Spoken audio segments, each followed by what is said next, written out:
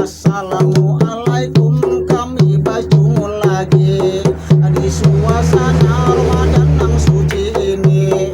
Mudahan taufik wan hidayah diberi supaya ibadah kawadi